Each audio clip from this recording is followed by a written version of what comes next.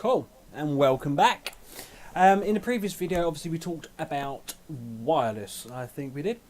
And now we're going to talk about equipment location. Firstly, I just wanted to apologise for the last video. It seemed to be a bit dark. Let me just point out that I am not a videographer or a cinematographer.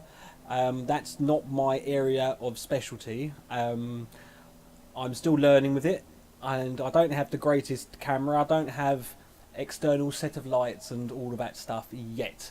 So you're just going to have to forgive me for that for now, and maybe in the future I can invest in some kit and redo them. But anyway, so yes, equipment. Obviously,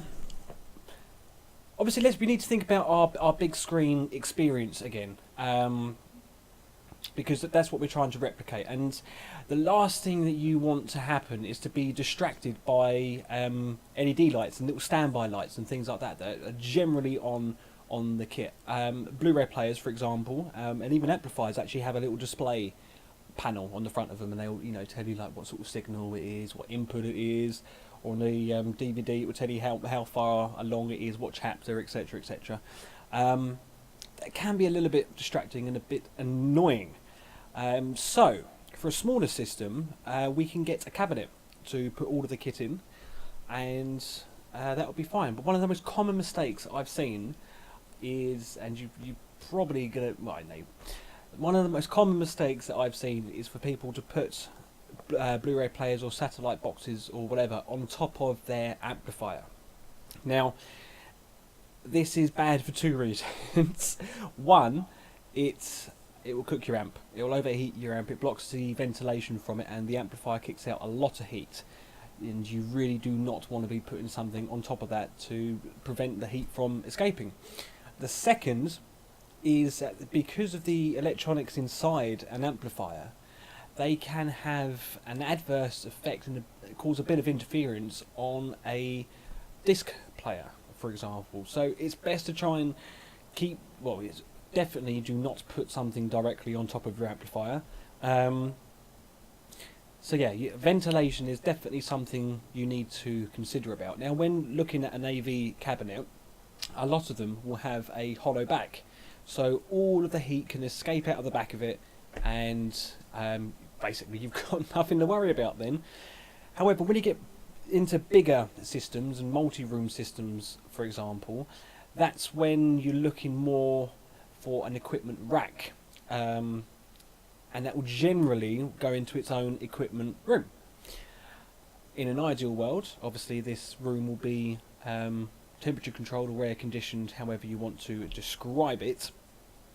But the theory of it is to have one central location where all of your kit's installed properly, your cables are managed properly, the temperature is managed properly, and yeah, it's definitely the best way to go. Sorry, I was just thinking about what I was going to say next.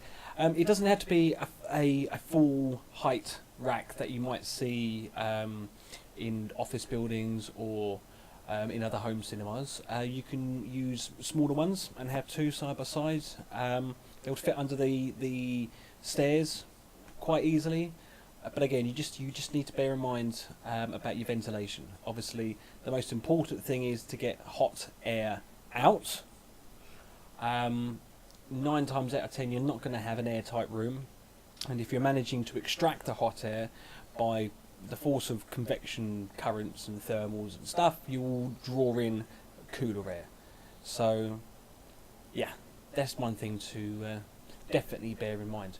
Just going back to your equipment rack or your central location, that's where you're going to want things like your phone line going in, your internet connection going in, satellite connection going in, and then from there it will be spread out across all of the different rooms in the house, and you can have your multi-room audio, you can have multi-room video as well. You'd send the movie that you're watching to your bedroom, for example.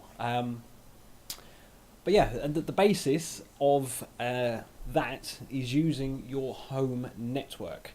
And your home network in this day and age is probably, well, it's definitely a very important part of your house. I wouldn't say it's the most important, but it is an important factor of your house. With a properly installed home network, you can do a whole list of things, but I'm going to talk about that on the next video, because otherwise I will ramble on this one. So if you liked knowing about home cinema equipment location and you learnt a couple of things, then like, comment and subscribe. Obviously it can help my little channel which I'm trying to set up, and then maybe I can get some better kit and you can see me better and you can see my little wrinkles and stuff. Anyway, until then, like, comment and subscribe, and I will see you in the next video.